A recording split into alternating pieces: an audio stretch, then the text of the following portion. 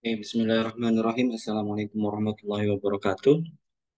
Bismillah, wa syukurillah pada kesempatan kali ini akhirnya kita bisa bertemu secara online di mata kuliah perdagangan internasional dan semoga kita semua dalam keadaan sehat, tidak kurang sesuatu apapun dan bisa mengikuti dan menjalankan kegiatan-kegiatan yang sudah direncanakan dengan sebaik-baiknya.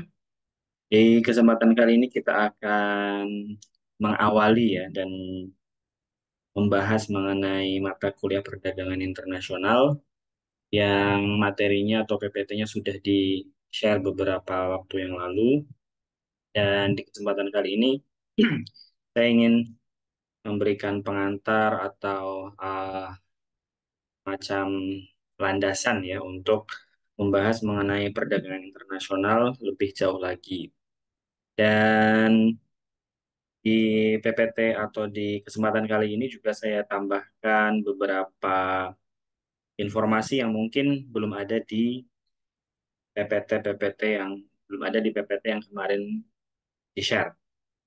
Oke, untuk menghemat waktu, untuk mengefektifkan waktu, eh, marilah kita mulai.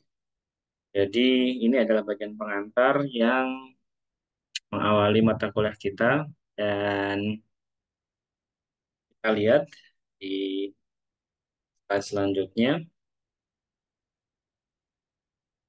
Saya ingin memberikan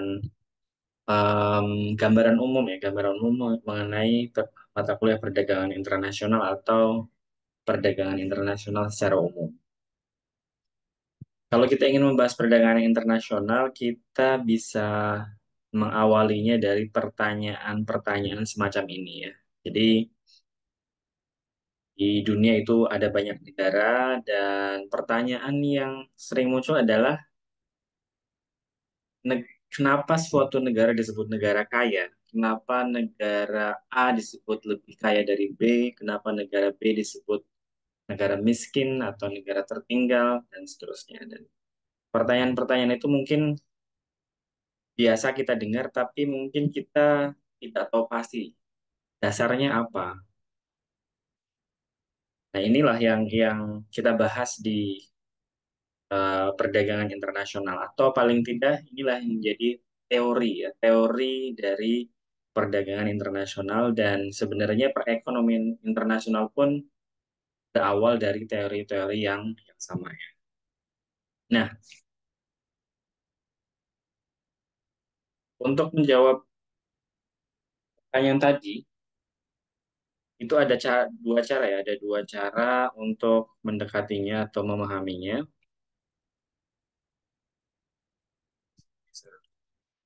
Ya, yang pertama adalah negara kaya atau suatu negara disebut kaya itu sama seperti kita membahas mengenai orang ya, orang yang berdagang atau perusahaan, seperti perusahaan. Jadi suatu negara kaya karena apa ya? Karena dia laba, karena dia dagangnya pinter, karena dia bisnisnya pinter ya, sama seperti orang dagang atau perusahaan. Jadi dia menjual barang atau menjual jasa dan hasil dari penjualan barang dan jasa itulah yang kemudian hitung ada surplus dan surplus itu yang membuat suatu negara itu disebut kaya atau orang itu kaya. Jadi negara diibaratkan seperti sebuah perusahaan, toko atau orang yang berdagang. Nah, pendekatan kedua adalah negara itu disebut kaya karena ada konsep atau ukuran atau cara ukur yang lebih katakanlah lebih luas yang disebut dengan pertumbuhan ekonomi. Jadi negara A disebut kaya karena dia pertumbuhan ekonominya tinggi. Nah, pertumbuhan ekonomi itu tidak hanya mengenai laba atau ruginya, tapi lebih dari situ. Jadi lebih luas daripada sekedar dagangnya pinter gitu ya. Jadi kalau kita ibaratkan sebuah toko atau kita ibaratkan negara itu seseorang, seseorang itu kaya tidak hanya dia pinter dagang, tapi juga dia harus bisa memanage hasil dari perdagangannya itu dengan baik. Jadi mungkin seseorang itu laba, dagang, karena dari dagang dia laba besar, tapi kemudian pengeluarannya juga tinggi. Kemudian dia membeli barang-barang yang tidak perlu, sehingga laba yang dia hasilkan tidak ada artinya. Nah, itu konsep yang lebih tinggi dari sekedar laba atau untung ya. Jadi perekonomian internasional itu membahas kenapa negara kaya itu dilihat dari aspek yang lebih luas lagi. Nah, oleh karena itu di poin kedua kita lihat perbedaan antara pendekatan pertama dan pendekatan yang kedua. Kalau pendekatan pertama yang dibahas ya tentu saja bagaimana suatu negara itu bisa memproduksi barang dan jasanya secara maksimal. Kita bisa membuat negara itu kaya. Nah, di pendekatan kedua itu tidak hanya mikro, tidak hanya barang dan jasa, tapi bagaimana aspek ekonomi makro suatu negara tersebut yang bisa membuat kekayaannya itu sustain ya, berlanjut atau bisa dipertahankan dalam jangka panjang. Maka di pendekatan yang kedua, di aspek yang kedua itu ekonomi makronya juga dilihat, misalkan nilai tukarnya, kuat tidaknya rupiah ditukar terhadap dolar gitu ya. Contohnya kemudian inflasinya seberapa, punya hutang besar atau kecil, terus tingkat penganggurannya tinggi atau rendah, kemudian neraca perdagangannya ya apa gitu ya. Mungkin neraca perdagangan belum saya jelaskan pada kesempatan kali ini, tapi nanti akan dijelaskan. Jadi intinya di sini ada dua pendekatan untuk melihat perekonomian suatu negara. Nah, pendekatan yang pertama inilah yang kita pelajari di perdagangan internasional, kemudian pendekatan yang kedua ini kita pelajari di perekonomian internasional. Dan pembagian ini sebenarnya ya pembagian yang tidak kaku, artinya pembagian ini adalah dalam rangka kita bisa memahami perdagangan internasional secara lebih baik. Karena ketika nanti kita membahas perdagangan internasional, produksi barang dan jasa suatu negara, itu juga ada kaitannya dengan inflasi, ada kaitannya dengan nilai tukar, dan seterusnya. Memang tidak dibahas secara mendalam di perdagangan. Lanjut.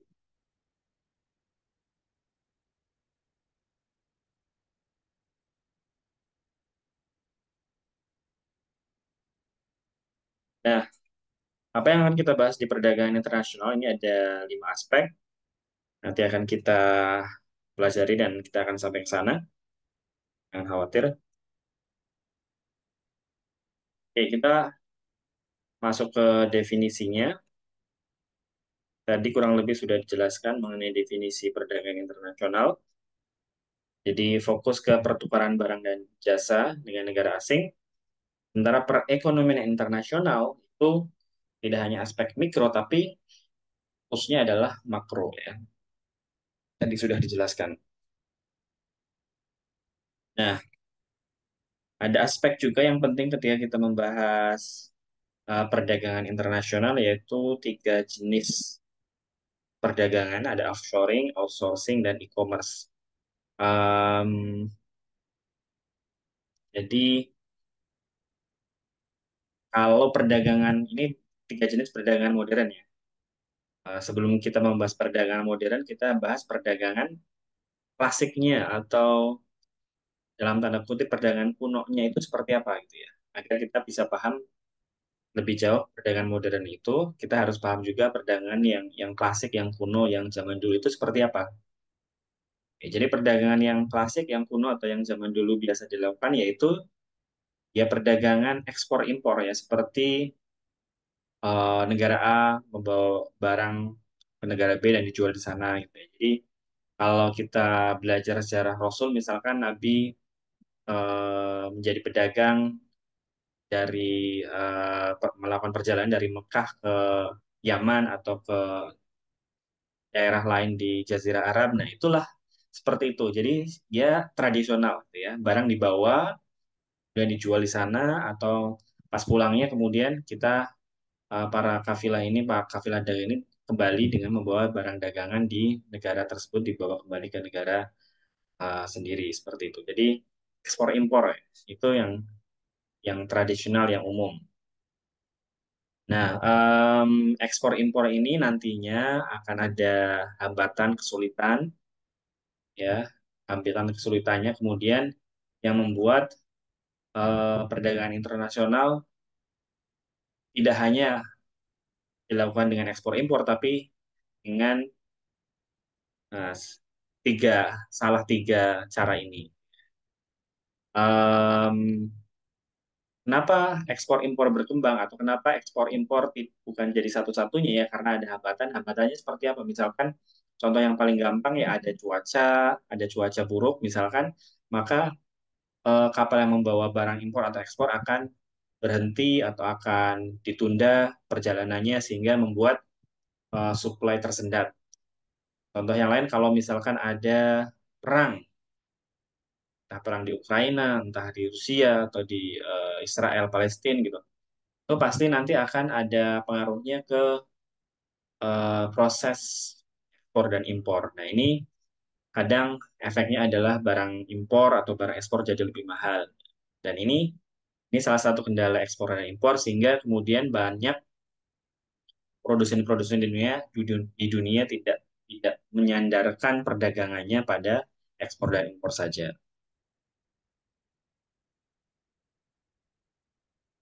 Oke. Nah, ini teorinya. Jadi berkaitan dengan teori perdagangan internasional ada yang disebut dengan merkantilisme. Jadi sudut pandangnya adalah bahwa negara itu seperti orang biasa ya, seperti kita ya. Negara-negara itu seperti individu yang berjualan gitu ya. Jadi Pak, sudut pandangnya adalah tradisional merkantilisme itu negara akan menjadi kaya apabila dia mampu menjual sebanyak-banyaknya dan membeli seminimal mungkin gitu ya. Menjual sebanyak-banyaknya berarti ada uang masuk, membeli seminimal mungkin berarti menekan penjualan gitu. Jadi pandangannya tradisional ya, atau pandangannya mendasar klasik. Kalau negara ingin kaya ya ekspornya diperbanyak, impornya dipersedikit. Intinya seperti itu ya. Nah, ini eh, pandangan atau teori merkantilisme. Cuma memang ada kelemahannya, yaitu adalah ketika negara-negara melakukan isolasi. Kalau negara-negara melakukan isolasi, masing-masing ingin surplus sendiri-sendiri, sustain sendiri-sendiri, maka semua negara ingin ekspor, nggak ada yang mau impor. Ya nggak terjadi tukar menukar barang, tidak terjadi perdagangan yang sehat. Ya semuanya menjadi miskin karena perdagangan tukar menukar tidak terjadi karena ada hambatan tadi. Semuanya ingin ingin ekspor, nggak ada yang ingin impor. Jadi teori ini atau pendekatan merkantilisme ini tidak jalan. Em, Kekurangan atau kelemahan merkantilisme ini adalah efeknya, yaitu dia mendorong negara-negara untuk melakukan penjajahan untuk kolonisasi ya, seperti Indonesia dijajah Belanda atau pernah juga dijajah Portugis. Itu negara-negara Eropa mencari komoditas-komoditas yang berharga agar bisa ekspor, bisa dijual ke negara-negara lain sehingga negara penjajah tersebut jadi makin kaya karena menjual ya, menjual barang yang berharga. Jadi itu efek samping atau kelemahan dari merkantilisme. Teori yang kedua dalam perdagangan internasional adalah absolute advantages atau keunggulan absolut. Jadi keunggulan absolut adalah kemampuan suatu negara untuk memproduksi barang lebih efisien daripada negara lain. Di sini misalkan di tabel ada dua negara, ada Riceland, ada negara Riceland dan ada negara Thailand. Kemudian kita fokuskan kepada komoditas beras, rice, dan komoditas teh.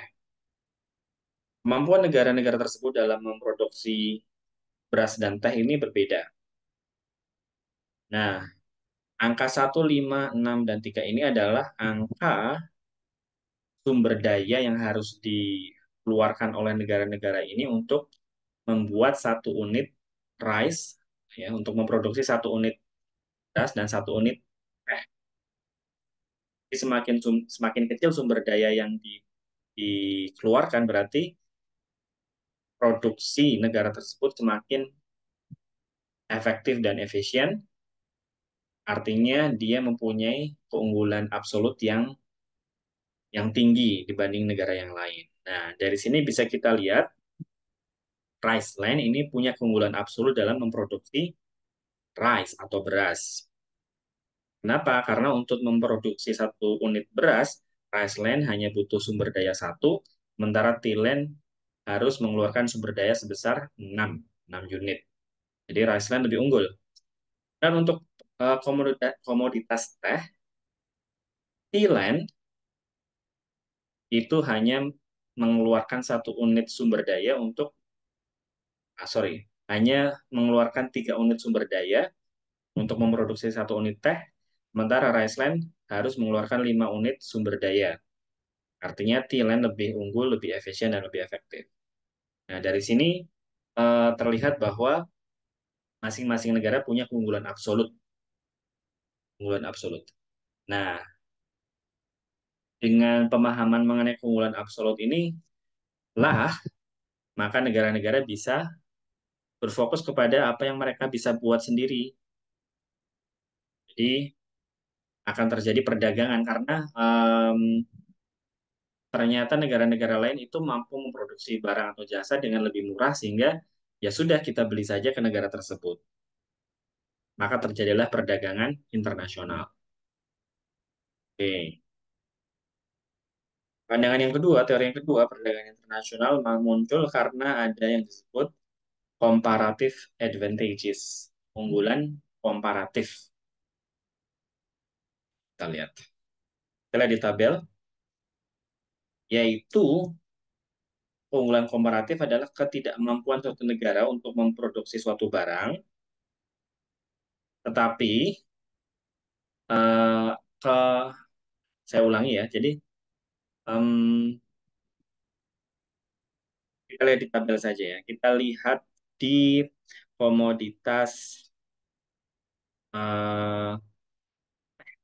oke, komoditas teh. Kita fokus ke komoditas teh.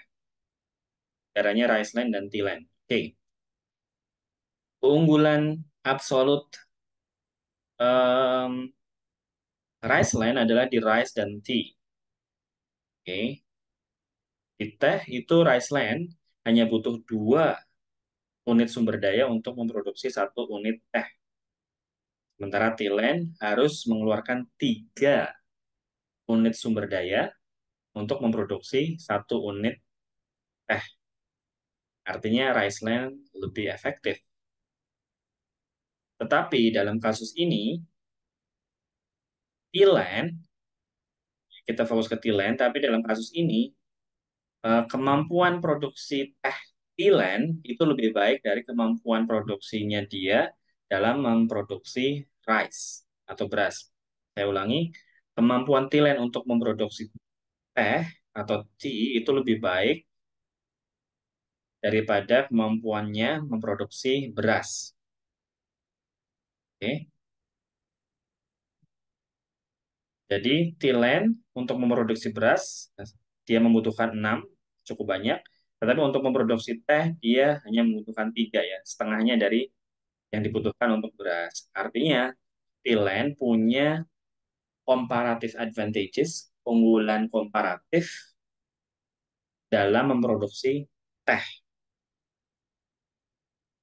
Nah, pada keadaan ini, meskipun Riceland unggul efisiensi dan efektivitas dalam produksi beras dan teh, tetapi Thailand tidak akan mengimpor teh. Kenapa? Karena secara kemampuan produksi itu lebih baik daripada dia memproduksi beras.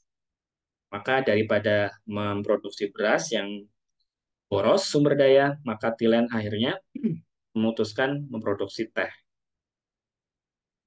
Nah, jadi di sini em, semacam apa ya? Absolute advantages semacam dibatalkan atau negasi atau dikritik dengan teori comparative advantages. Jadi keunggulan absolut tidak serta-merta membuat negara itu menjadi unggul. Karena apa? Karena negara lain mungkin mereka punya keunggulan komparatif yang mencegah dia untuk mengimpor barang dari negara yang unggul secara absolut tadi. Jadi ini simpulannya Thailand has a comparative advantage in producing tea than rice land. Kemudian ada juga ya pendekatan atau teori perdagangan yang disebut proteksionisme. Jadi em, sistem perdagangan ini dilatar belakangi oleh Perang Dunia Satu karena ada krisis pasca perang ya, perang. Intinya proteksionisme ini em, negara-negara ingin memproteksi perekonomian dalam negeri. Jadi dia tidak peduli dengan keunggulan absolut, dia tidak peduli dengan keunggulan komparatif. Pokoknya industri atau sumber daya ekonomi atau perekonomian dalam negeri harus diproteksi apapun konsekuensinya. Gitu ya. Jadi dia tidak melihat negara lain memproduksi lebih murah atau seperti apa, dia fokusnya ke dalam negeri. Jadi ini proteksionisme. Nah, ini proteksionisme ini caranya seperti apa? Yaitu dengan menerapkan hambatan tarif maupun non-tarif yang tinggi untuk melindungi lapangan kerja di dalam negeri. Em, jadi tidak serta-merta melarang impor, tapi dia mengenakan tarif impor yang sangat tinggi. Sehingga walaupun tidak dilarang, maka importir akan mikir 2, 3, 4, 5 kali untuk impor. Karena apa? Karena pajak impornya sangat tinggi. Mungkin misalkan dalam kasus beras ya, mungkin Indonesia dan Vietnam misalkan. Mungkin beras Vietnam itu jauh lebih murah daripada Indonesia, tetapi kalau tarif impornya sangat tinggi, maka beras Vietnam yang murah itu tidak akan masuk ke Indonesia karena apa? Karena importir akan rugi, akan mikir 2 kali untuk memasukkan beras Vietnam karena dia harus bayar pajak impor yang tinggi.